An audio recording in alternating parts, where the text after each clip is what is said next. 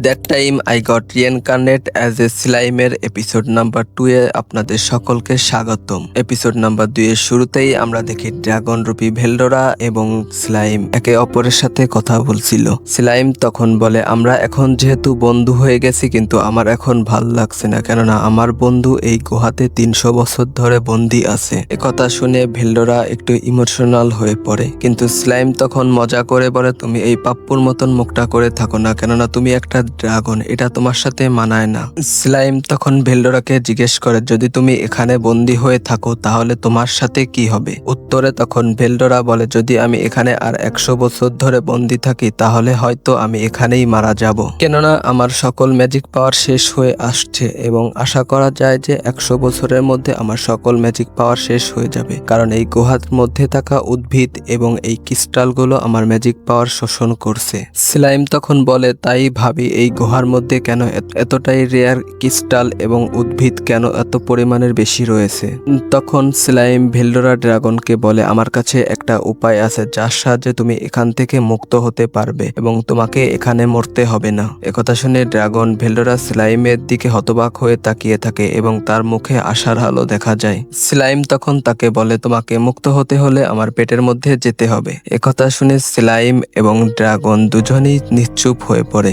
Slime তখন ড্রাগনকে explain করে যে তার প্ল্যানটা কি, এবং সে তখন তাকে বলে যে আমার প্রেডিটার স্কিল ব্যবহার করে আমি তোমাকে এই পিজন শুদ্ধ গিলে ফেলবো। এর ফলে যখন তুমি আমার শরীরের মধ্যে থাকবে তখন আস্তে আস্তে পিজনটির শক্তি কমে যাবে, তখন তুমি তোমার শক্তি দিয়ে এই পিজনটি ভেঙে ফেলবে এবং আমি তোমাকে এখান থেকে মুক্ত করে দেব।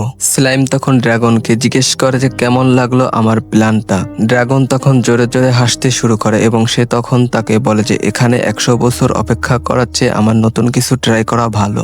ড্রাগন তখন স্লাইমকে বলে যে তুমি এটা করার আগে আমি চাই তুমি আমাকে একটা নাম দাও এবং আমি তোমাকে একটা নাম দিই। তখন সে বলে যে এই ওয়ার্ল্ডের একটা নিয়ম আছে, নাম দিলে একে অপরের শক্তি বৃদ্ধি এবং তাদের স্কিলের ক্ষমতা বৃদ্ধি পায়, বিশেষ করে যারা মনস্টার। আর যেহেতু তুমি একটি স্লাইম এবং তোমার এখনো কোনো নাম নাই, আর তুমি একটা নাম পাওয়ার সাথে সাথেই তুমি একটি নামধারী মনস্টার হয়ে যাবে এবং তোমার ক্ষমতা আগের থেকে আরো অনেক বৃদ্ধি হবে।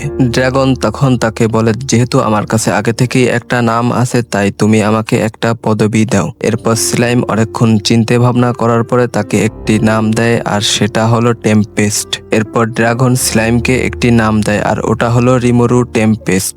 নাম পাওয়ার সাথে সাথেই স্লাইমটি ইভলভ হতে থাকে এবং এরপর সে ইভলভ হয়ে নিজেকে ইন্ট্রোডিউস করে যে আমি রিমোরু টেম্পেস্ট, আর এখন থেকেই আমরা স্লাইমকে রিমোরু টেম্পেস্ট বলেই ডাকবো।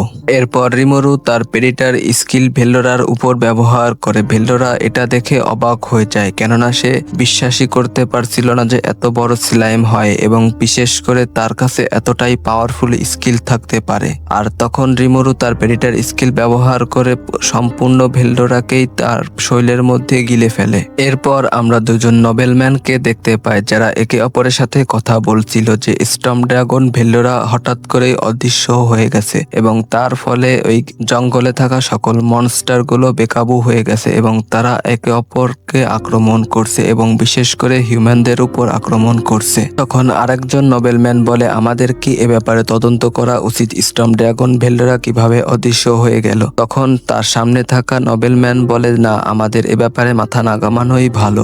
বিশেষ করে এটা আমাদের জন্যই একটা লাভজনক, কেননা মনস্টার গুলো আমাদের পার্শ্ববর্তী অঞ্চলে অনেকটাই আক্রমণ করছে এবং এর ফলে তারা অনেকটা দুর্বল হয়ে পড়ছে, আর আমরা ঠিক সময় মতন তাদের উপর আক্রমণ করে তাদের পুরো রাজ্যটাই দখল করে নিব।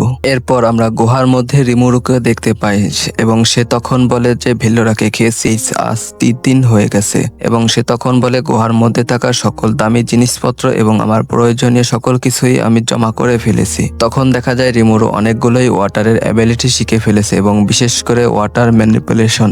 এবং ঠিক তখনই রিমোরুর সামনে একটা বিশাল আকারের স্নেক চলে আসে এবং এটা দেখে সে ভয়ে কাঁপতে শুরু করে। তখন সে তার ওয়াটারের অ্যাবিলিটি ব্যবহার করে স্নেকটিকে মাঝখান থেকে কেটে ফেলে। এরপর সে তার প্রেডিটার স্কিল ব্যবহার করে স্নেকটির অ্যাবিলিটি কপি করে নেয়। কিছু দূর যাওয়ার পরে রিমোরুর সামনে দেখা হয় একটি বিশাল আকারের টিকটিকির সাথে এবং তখন রিমোরু সেই স্নেকটির অ্যাবিলিটি ব্যবহার করে সে একটি বিশাল আকৃতির স্নেকে পরিণত হয় এবং তখন সে তার পয়জন ব্যবহার করে সেই টিকটিকিটিকে মেরে ফেলে। এরপর রিমোরুর সামনে দেখা হয় একটি বিশাল আকারের কীট পতঙ্গ এবং রিমুরু তখন তার ওয়াটার অ্যাবিলিটি ব্যবহার করে ওটাকে 3 ভাগে ভাগ করে ফেলে এবং এরপর তার দেখা হয় একটা স্পাইডারের সাথে এবং রিমুরু তখন ওই স্পাইডারটিকেও মেরে ফেলে এবং তার অ্যাবিলিটিকে কপি করে নেয়।